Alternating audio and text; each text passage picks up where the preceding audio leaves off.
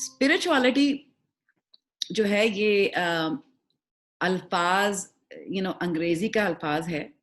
तो अंग्रेजी के अल्फाज में स्पिरिट का मतलब जो है रूह कहते हैं शायद यहाँ उर्दू में। हाँ, रूह जो है और रूहानी,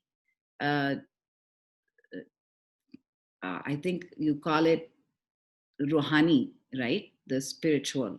सो जो रूह जो होती है वो स्पिरिट है, वो हर जगह है। वो आपकी आंखों में है, वो मेरी आंखों में है, वो मेरे अंदर है, वो आपके अंदर है।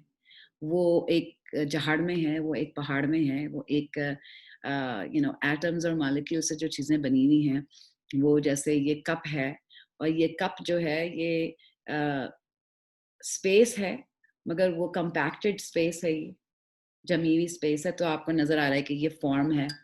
हाँ, ये भी बना हुआ है रूह से, स्पिरिट से।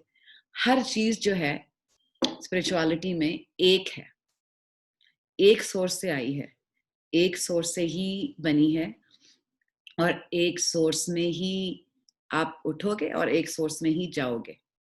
हम सब जो भी हैं, चाहे आप उसको अवेयरनेस बोलो या कॉन्शियसनेस बोलो या खुदा बोलो या जीसस बोलो या जो भी आप बोलो, वो लिमिटेड नहीं है।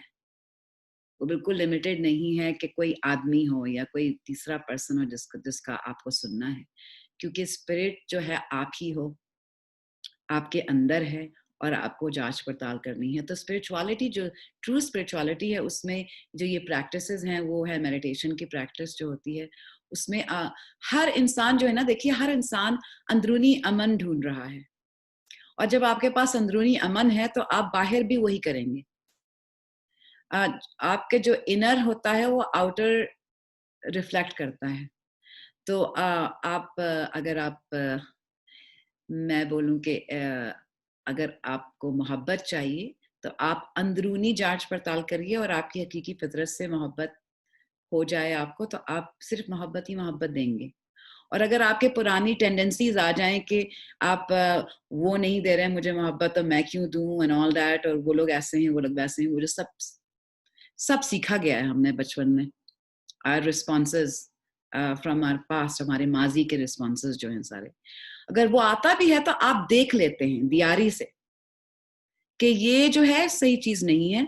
और आहिस्ता आहिस्ता अगर आप बार बार बार बार ये चीज को प्रैक्टिस करें, तो जो चीज असलियत है, जो असलियत रियल है, वो आपके यू लिव फ्रॉम दैट, आप उसको उससे लिव करेंगे।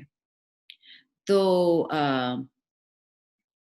ये हर इंसान के लिए बहुत ज़रूरी है ये जांच पड़ताल करना, मेरे ख्याल में, क्योंकि फिर आपको अंदरूनी सुकून और अंदरूनी प्यार और अंदरूनी खुशहाली से ही आप फिर बाहर उसको प्रैक्टिस कर सकते हैं, उसको लिव कर सकते हैं। बिकॉज अदरवाइज बहुत आपको अगर रूल्स बता दिए जाएं कि ऐसे रहो और ऐसे रहो और ऐसे रहो और वैसे रहो, फिर आप सिर्फ रट्टा लगा रहे हैं, रट्टा मार रहे हैं, और आपको कुछ ज्यादा अंडरस्टैंडिंग नहीं है उस चीज की, और आप दिमाग से अंडरस्टैंड कर रहे हैं, तो बहुत लोग मेंटेन सस्टेन नहीं कर सकते उस चीज को।